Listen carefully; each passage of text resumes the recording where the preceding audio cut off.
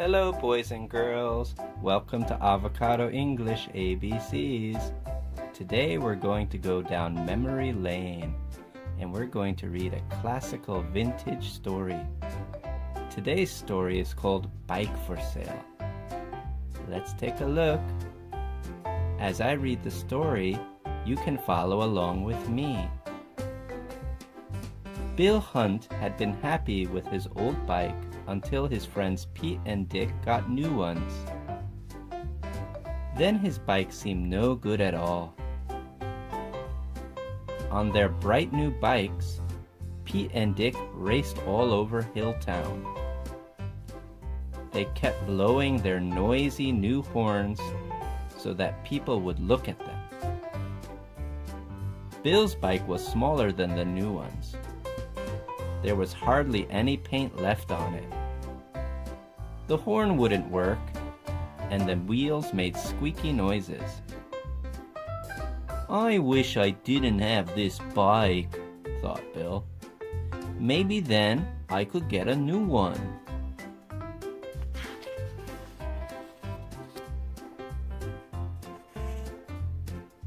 When Bill came riding home, his father was sitting on the porch steps. Bill said, "Dad, if I am able to get someone to buy my bike, may I have a better one? We could use the money from the old one to buy the new one." Mr. Hunt looked at the bike and smiled. "If you can get anyone to buy that old bike, we might get a new one for you," he said. Bill got some boards and nails and paint. He made a flat wooden sign and put it up in the front yard.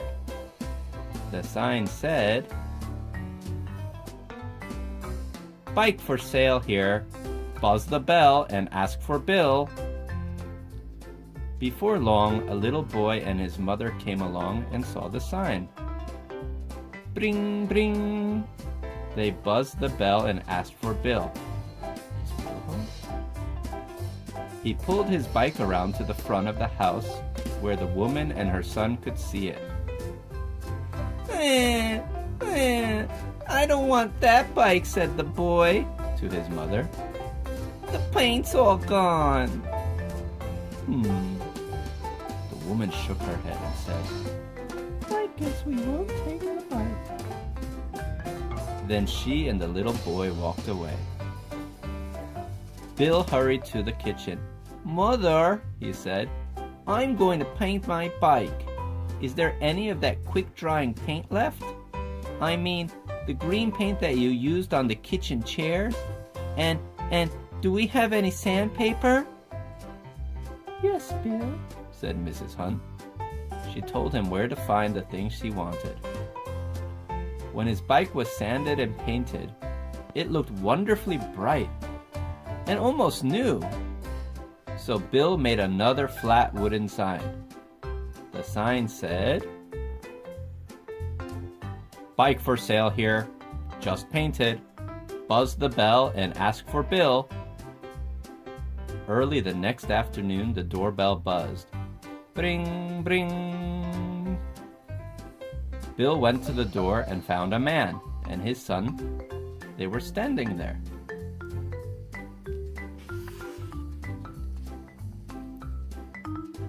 "We saw the sign," said the man to Bill. "We're looking for a second-hand bike."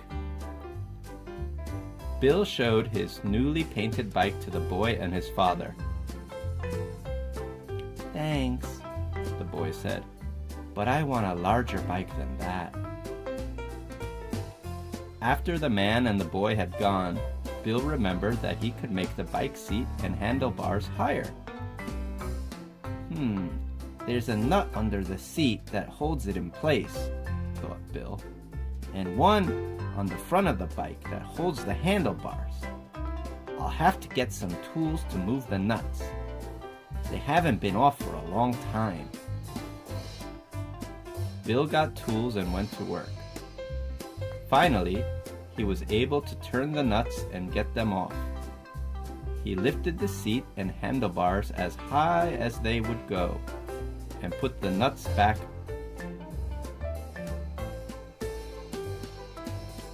Then Bill made a new sign for the yard.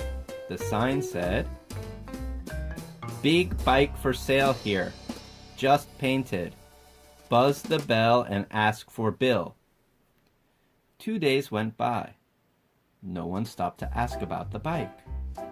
So Bill rode it to school.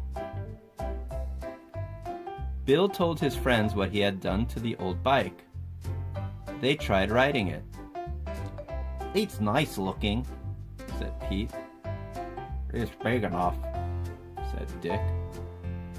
"But no one will buy it as long as the wheels squeak." Bill knew what to do about the squeaks. After school, he went to see Mr. Long, who sometimes worked on his father's car. "Oil's what you need," said Mr. Long, "and we have plenty of it. I'll oil your bike for you."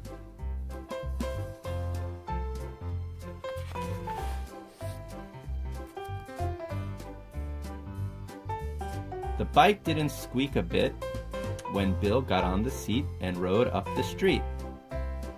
"All I need now is a horn to toot," he thought. He remembered seeing horns at the dime store and decided to buy one. Bill's mother was outside when Bill came riding into the yard. She saw him grab his wooden sign and start around the house. "Are you going to make another sign about that bike?" she asked. "No, that's not what I'm going to do," replied Bill. "I'm going to throw this sign away. I don't need it anymore. There's no bike for sale at our house."